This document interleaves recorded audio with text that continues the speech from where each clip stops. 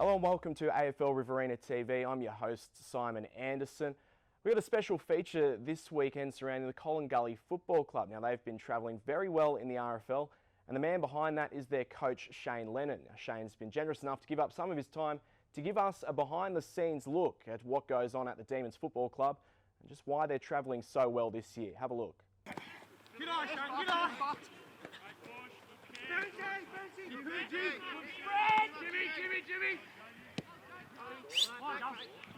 Early days I was just happy to play, probably I suppose mid-20s. I probably had an ambition to do a bit of coaching, and I started as an assistant under Tony Hughes, and I liked the assistant coaching role, and then had a crack at the coaching and just loved it.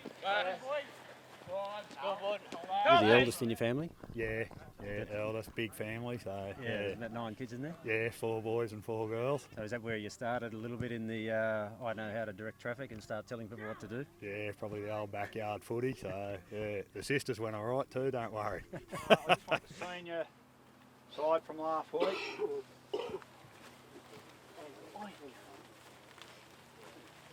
Jimmy, Gary. Yeah, I love it. I suppose I've been lucky enough. My wife and kids have sort of been in the footy the whole way as well, so they love it also. So it's a good opportunity to have family involved. A footy club's like a second family as well. I like sort of staying fit. Getting on the bike and having a ride's a good way to sort of get out and think, and it takes your mind off footy and all that sort of thing, I suppose. But I just like the fitness type of things. Bowls is another sport. I just enjoy it. And probably the best way that I wind down is the horse races. I love the horses. Too deep, Jodo! Flipper and out that way. That'll do you, Braden. Bit further around, Jodo. Probably Tony Hughes. He'd be the best coach I've played under. And not just because we had a successful run at the time, but he was very positive. He was a pretty good player himself, and just the way he communicated and the way he trained and things like that. He's probably the bloke I picked the most up off for sure. We're lucky here. The young blokes that we've got here actually listen and want to improve. You can only suggest things. It's up to the individual whether they do anything about it, and I suppose luckily for our club here that they listen and they want to get better. Probably the footy basics. You've got to be able to do the basic things right, holding your feet, one grab footy, front and centre to a contest. Things you sort of get taught from a very young age. You've got to be able to do them right before you can do anything else. But probably if a young bloke turned up tonight and was looking for a game of footy, you'd just say, introduce him, make him feel welcome, tell him to enjoy it. Game day, Saturday, go out and show us what you can do. Be positive and enjoy it, and give him a bit of confidence and sort of release the shackles for him. And most young blokes will have a crack for you.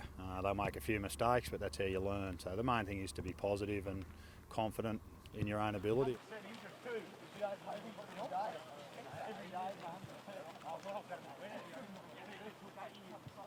And there's a difference between being confident and being over the top. If you're not confident and you don't think you can do something, 9 times out of 10 that's how it'll work out. So you've got to have that self-belief, and it's about being positive and your training and your preparation. That's how you become confident. I think 3 or 4 weeks ago we actually had 12 teenagers. I wouldn't like to sort of pinpoint 1 or 2, but like Matt Kennedy and Nick Perryman were 2 that actually played last year, that played really good footy for us back end of the year. They've sort of taken the next step with their footy. They're going great guns, but it's probably the blokes that we've got out of our under-17s, blokes like Joey Banks, the Braden Amblers, Harry Perryman, Mitchy Castles, Tommy Burns. Yeah, it's a very young side, and it's pretty exciting for the future, not just for this year. The young blokes, you can actually help them with their footy and shape their careers. Like a bloke like Brad Aitken's an outstanding footballer. He coaches himself more or less, and you're probably not going to change how he plays. But with a young bloke, you can actually help him develop and hopefully point him in the right direction, so it can be pretty rewarding. In, grab a quick drink. Been in 3 years. First year in, we made the prelim, got beat by 5 points in the prelim, so we're a kick-off making the grand final. The last 2 years we've made the grand final, so I'd say that's a pretty good effort in anyone's language. And I know the ultimate's winning one, but we've been more than competitive since we've been in the RFL. It's still a great effort to actually make a grand final, and this club over the years has had a lot of success and been good enough and lucky enough to win a lot of premierships.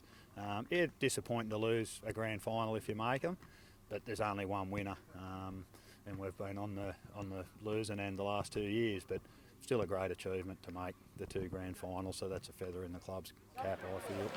Okay, boys, getting tight. Come on. They're in front. It's come down to this. Right, our preparation, everything that we've done.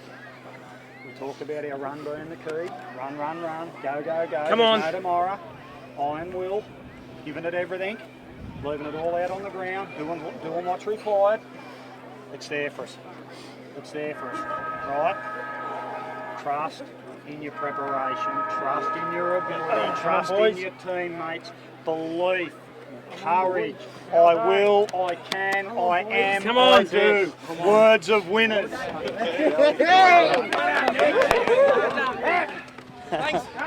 As a coach, I try not to look too far ahead, week by week.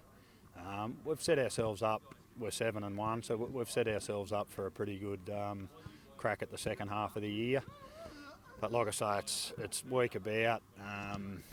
On our day, we've been able to compete with most of the sides, so that gives you that bit of confidence. But long way to go. You know, our young blokes will have to keep stepping up, and hopefully they can continue to do that and they can stand up down the back end of the season for us. Do it your way. Everyone's got different ideas on footy. You're going to have game plans and things like that. Stick to your guns and back your game plan in and stick to it, because there's plenty of experts out there. At the end of the day, if you're a coach or an up-and-coming coach, back yourself in and stick to your guns. That'd be my advice.